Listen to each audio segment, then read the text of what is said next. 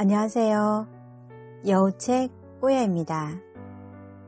오늘 낭독할 책은 역사 동화책 너의 운명은 한윤섭 글 푸른숲 주니어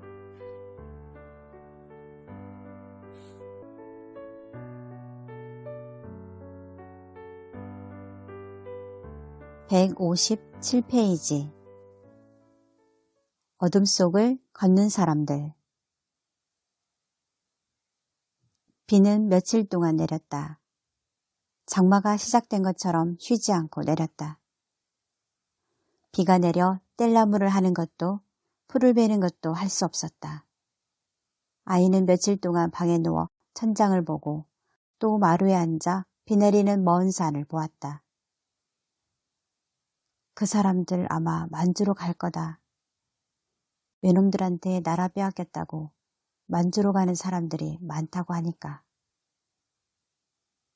칼갈이 노인이 했던 말이 머릿속을 떠나지 않았다. 나는 지금 어디로 가고 있을까? 아이는 어른이 된 자신의 모습을 상상해 보았다.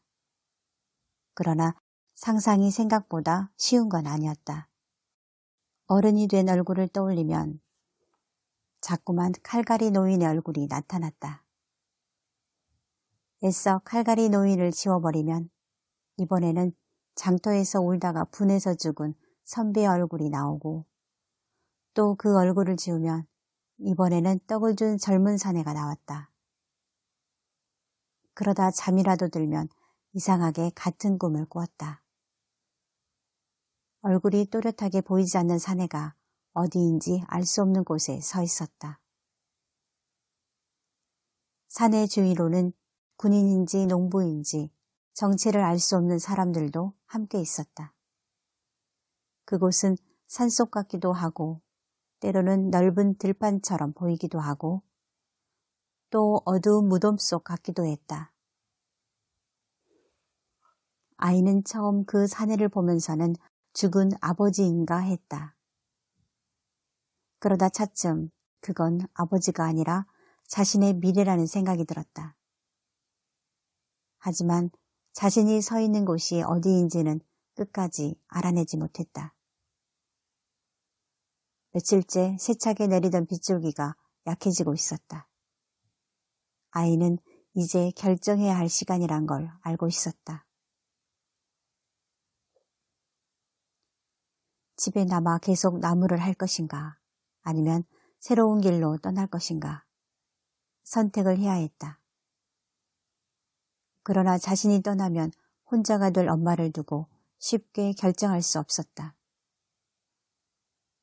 오후가 되면서 비가 완전히 그쳤다. 갑자기 빗소리가 사라져 세상이 더 고요하게 느껴졌다. 그 고요함 속에서 아이는 결정을 내렸다. 그러자 온몸의 긴장이 풀리면서 왠지 모를 편안함이 밀려왔다. 아이는 집을 나와 안부잣집으로 걸어가기 시작했다. 그러나 안부잣집 대문은 굳게 닫혀 있었다. 벌써 떠난 걸까? 떡을 준 사내를 만나야 한다. 주먹으로 대문을 두드렸다. 양반집 대문을 두드리는 건 이제 겁나는 일도 아니었다. 잠시 후 사람 발자국 소리가 들리고 대문이 열렸다. 다행히 문을 열어준 건 떡을 준 사내였다. 언제 만주로 가세요? 내일 일찍 떠난다. 저도 데려가 주세요. 집에서 일하는 머슴처럼 무슨 일이든 같이 할게요. 그 말에 사내가 미소를 지었다. 이 집에 이제 머슴은 없다. 만주에 가서도 마찬가지다. 함께 나라를 되찾을 동지가 필요하지 하인은 필요하지 않다. 사내의 말이 정말 멋지게 들렸다. 그리고 선택은 네가 하는 거지만 꼭 어머니께 말씀드려라. 아이는 고개를 끄덕이고 사내와 헤어졌다. 그 길로 장터로 향했다. 다행히 칼갈이 노인이 보였다. 아이는 다른 날처럼 말없이 칼갈이 노인 옆에 앉았다. 안부잣집에 다녀왔어요. 그 말에 칼갈이 노인이 아이를 한참 쳐다봤다. 만주에 가기로 결정했어요. 내일 떠납니다. 어린 것이 장하구나. 만주는 춥다고 하던데. 터로까지 다 챙겨가라. 노인의 얼굴에는 미소와 걱정이 함께했다. 네. 두 사람은 잠시 그렇게 말없이 앉아 있었다. 아이는 장터 마당을 보면서 2년 전 슬프게 울부짖던 선비의 모습을 떠올렸다. 그날 이후 너무나 많은 것이 변했다. 암흑이란 말을 들은 후 안부자 어른을 만나고 글을 배우고 아버지를 알게 되고 이제 만주로 가겠다고 마음을 정하고 있었다. 장터에서 허드렛 일을 하는 엄마를 기다리며 세상이 마냥 즐겁기만 했던 자신에게 너무나 큰 변화였다. 처음에는 새롭게 보이기 시작한 세상이 싫었는데 이제는 참으로 다행스럽게 느껴졌다. 만약 그날 선비를 보지 않았다면, 몸에 암흑이 들어오지 않았다면, 지금도 말없이 장터 한 구석에 멍하니 엄마를 기다렸을 것이다. 조선이 어디로 가는지, 아버지가 어디에 있는지도 모른 채 그냥 어른이 되어 지게를 지었을 것이다. 아이는 암흑이란 말이 무척이나 고맙게 느껴졌다. 그건 암흑이 아니라 세상을 제대로 보는 눈이다. 멀리 해가 지고 있었다. 아이는 자리에서 일어났다. 힘들면 언제든 돌아와도 된다. 나라를 찾는 건 만주에서든 여기서든 어디서든 할 수 있다. 그게 칼갈이 노인의 마지막 말이었다. 아이는 집에 가기 전 김초씨 어른 댁에 들렸다. 김초씨 어른은 아이의 결정을 알기라도 한 듯 대문 앞에 나와 있었다. 스승님 건강하십시오. 뭔가 결정을 내렸구나. 네가 자랑스럽다. 김초씨 어른은 아이의 어깨만 두드릴 뿐 더 이상 아무 말도 하지 않았다.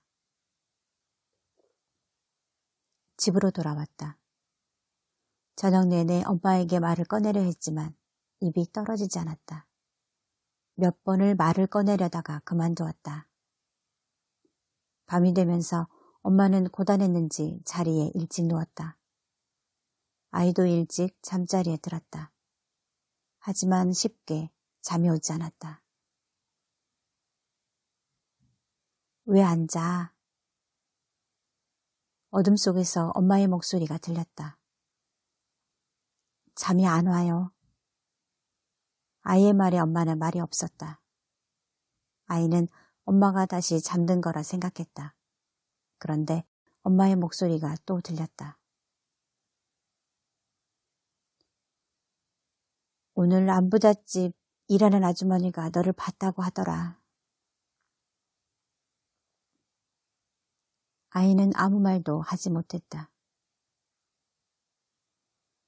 가지 마라. 아이는 깜짝 놀랐다. 엄마가 알고 있었다. 거기 가기에 넌 너무 어리다. 가지 마라, 숙이라. 오랜만에 들어보는 이름이었다. 엄마가 불러주지 않으면 특별히 불러줄 사람이 없었다. 어머니 죄송합니다. 내일 가지 않는다 해도 어차피 언젠가는 갈 겁니다. 못된 놈. 누가 지 아버지 아들 아니랄까봐. 그 후로 엄마는 더 말을 하지 않았다. 그렇게 잠이 들었다. 그리고 이른 새벽 눈을 떴다. 엄마는 자리에 없었다. 아이는 서둘러 옷을 입고 간단하게 보침을 쌌다. 그 사이 엄마가 밥상을 들고 들어왔다.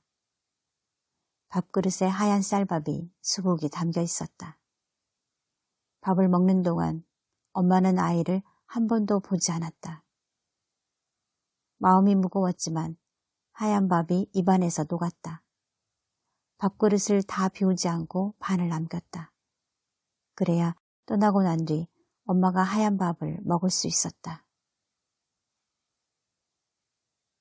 보찜을 맨 채 엄마한테 절을 했다. 그때도 엄마는 아들을 보지 않았다. 집을 나섰다. 밖은 아직 어둠이었다. 집을 나오면서 아버지 생각을 했다. 아버지도 이 어둠 속을 걸었을까? 걸음을 멈추고 엄마가 있는 집을 돌아봤다. 어둠 속 초가집은 진한 어둠으로만 남아있었다. 그런데 언젠가 그 어둠을 본 적이 있다는 생각이 들었다. 순간 아이의 머릿속에 아주 작은 기억이 살아나기 시작했다. 분명 그날이었다. 아이는 마당에서 어둠 속으로 사라지는 아버지의 뒷모습을 보고 있었다. 그제야 그것이 말을 안 하기 시작한 순간이란 걸 알게 되었다. 아버지는 엄마와 어린 아들이 있는 집 쪽을 돌아보고 있었다. 그날 아버지도 이런 기분이었을까? 아이는 다시 걷기 시작했다. 멀리 어둠 속에서 안부잣집이 보였다. 직원을 만나러 가던 날이 생각났다. 아이는 그날 모든 것이 바뀌었다는 걸 알고 있었다. 안부잣집 대문 앞에는 20명이 넘는 사람들이 모여 있었다. 그 광경을 보니 만주로 떠나는 것이 실감났다. 아이가 가까이 다가가자 모두 아이를 바라보았다. 아이는 아무렇지도 않은 척 걸었다. 그때 사람들 무리 속에서 떡을 준 사내가 걸어 나왔다. 정말 왔구나. 네. 사내가 아이에게 손을 내밀었다. 아이도 사내의 손을 잡았다.